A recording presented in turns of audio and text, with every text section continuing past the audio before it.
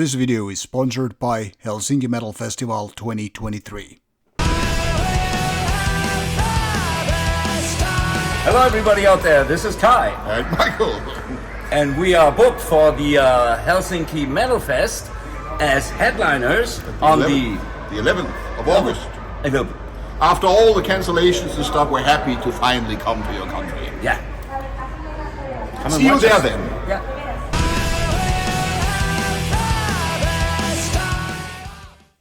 Welcome to Rauta's take on Norwegian black metal. This time we have a long-time veteran, Tsjuder, here for review. This one is Helvegr.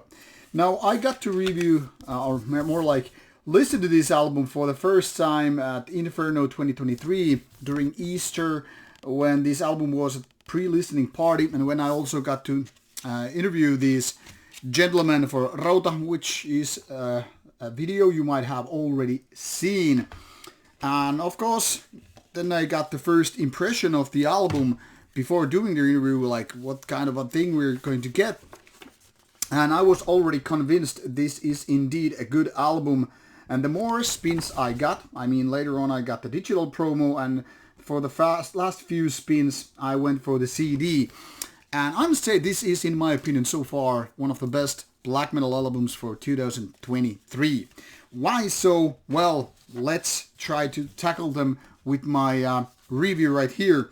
But first we'll take a quick look on the band's Metal Archive site so you can quickly recap the whole story here. I mean, I did recently the Crash Course episode 5 to Norwegian black metal, and there I pretty much already summed up the whole thing. I mean, if you haven't seen it, maybe go for that, and then I will just recap the whole thing here. But this is one of those bands that started early on 1990s, but really it's one of those bands that some people already in the 90s, or maybe more like 2000s, considered one of the newer bands, because their first album, Kill for Satan, came out as late as 2000. I mean, it's kind of late to the party when a lot of bands had albums out by 1991 or 1992.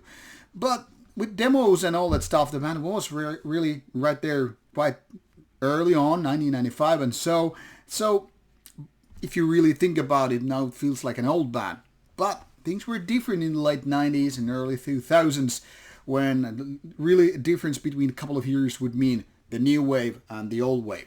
But now Tsjuder obviously has quite a few albums out, not as much as one of those veteran bands. I mean, if you compare this to bands like, say, Immortal or, Dimmu Borgir or, I don't know, Enslaved in particular, you will find that there is not too many albums. I mean, basically 6 albums in 23 years, and there is a big gap between Anti-Leave from 2015 and this one, even if the earliers were quite hasty. So 7 years here and another 8 years there basically explains why this isn't the most active band when it comes to releasing albums.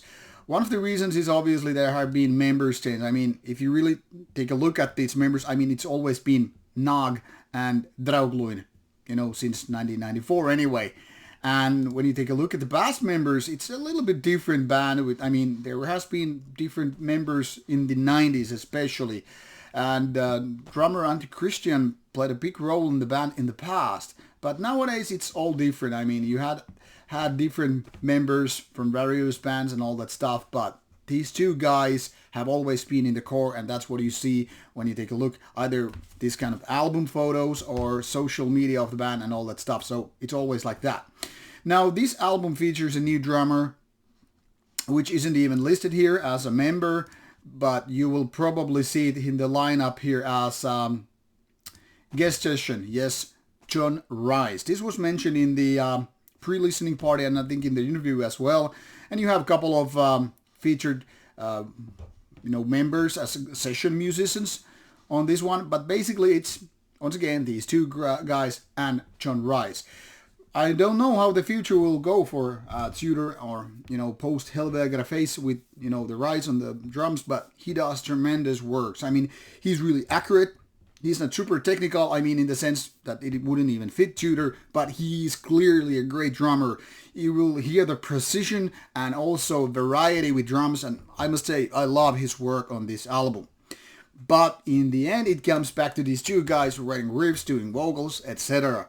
And that's where Tsjuder really shines with this album. And this is also one of the reasons why I say this is one of the best black metal albums of 2023. The thing here is, when you give this album the first go, at least that was the impression for me, is that it's all the way down a really fast tempo and aggressive, fierce black metal album. I mean, that's kind of true, but when you give it more attention, more time, and maybe more spins, you will actually pay attention that there are mid-tempo parts and semi-fast parts. I mean, it's almost like there are 3 gears in Tsjuder, how to say, machine. And one of them is fast, outright fast, blast beat, the Norwegian style. Then you have these quite fast, but not exactly, very, very fast parts. I know it kind of is confusing, but it's between mid-tempo and those really fast blast beats parts. And then you have a little bit of the mid-tempo section. Not exactly slow or anything like that, but compared to what Tsjuder is mostly all about, these mid-tempo parts feel like, hey, why is this band slowing down? But no, it's not your doom metal or your threat metal going, ballads and all that stuff. So all the way down, it's pretty aggressive and fierce all the way down. But there is enough variety to make it more interesting than what it would have been if it was just 9 tracks, fast blast beating all the way down. And I must say the album is pretty good in balance side. Also, there are lots of interesting riffs which are at the same time dark and kind of a sinister, but also, aggressive.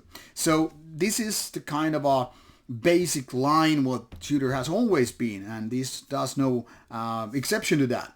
Now, what is more maybe prevalent is that, or at least in the detail level, is that this is not so trashy as some of the later albums, but before this one, because you can clearly hear some of the trashier parts on some later Tsjuder albums where they are basically paying homage to 1980s stuff. I mean, they're roughly the same age as me, so they probably grew up with a lot of 80s stuff, and you can clearly hear it. Also, they made this Bathory cover EP around this album as well, which is kind of a pointing out that they really, really love Bathory. Man, based on what they said at the pre-listening party, they would say Return, if I remember correctly, would be their favorite album. So pointing out is that they favor the early Bathory era when the first wave of black metal was there, and I guess nowadays people would just be labeling those Bathory albums as black trash. But then again, black metal was very much tried to trash metal, so maybe there is that. And that is something that also is played out with, Tsjuder music. So kind of nodding towards old school black metal and very much still nodding towards 1990s traditional Norwegian black metal. And I would say this album is great. Whether we're talking about production or drums or guitar riffs or vocals, I mean the vocals are really, really good also. Definitely way better than your typical black metal one, even if the style is roughly the same. I mean there's certain kind of a sound and feel what is not present in all the black metal albums, even if they're basically raspy sound, throaty ways of explaining those lyrics is right there. So all I'm saying is Helvegr is a really, really good album. Now, in my opinion, it's only a small bit away from 9 out of 10 albums and all that. And the reason is this could be a little bit more memorable. And that's something that a lot of bands fail to do. They fail to include, be it, melodic parts or certain killer songs. I mean, think about the Dark Throne's golden era, or Burzum for that matter, or early Gorgoroth, and you will definitely know what I'm talking about. I could list you some songs to give examples, but I think you already know. And while people say, yeah, black metal is not about hit songs, well, I kind of have to disagree with you there, because the thing here is, we all know why songs like War by Burzum is a good example of that, or just any song from the Mysteristum Sathanas, etc. and so forth. I mean, In the Shadow of the Horns by Dark Throne. Certain songs just stand out. Much like Mother North from Satyricon era and all that stuff. So the thing here is, this doesn't have those kind of songs. And in my opinion, that's the only very, very minor flaw. But that's not really a, game-breaking thing, deal-breaking one. Because the thing here is, other than that, this is a very, very great album. Definitely one of the best by Tsjuder so far. And I find, I'm utterly happy that band that has been here for, basically 30 years, well, almost anyway, is still able to do such a strong album, and like they never had been anywhere, no hiatus or whatever, even though between this and the last album there was quite a few years. So all I'm saying is it's just great to hear these kind of albums coming out in 2023, and I know this is not the only really great black metal album this year, so maybe this is one of those albums that really proves that year 2023, post-pandemic era, is one of the golden ones which we will remember later on. So give this album a go if you haven't done so far. It's been out for a month now, and check out the interview I did at Inferno 23 with the band. I think it's worth your time, especially if you're in the band in the beginning, in the first place, I guess. All things said, now go listen to the music. You will find links provided to you in the description box, or use your favorite streaming service. You can find the music right there as well. Take care, and click like if you like the review, and subscribe to the channel if you haven't done so far. Take care. Bye-bye.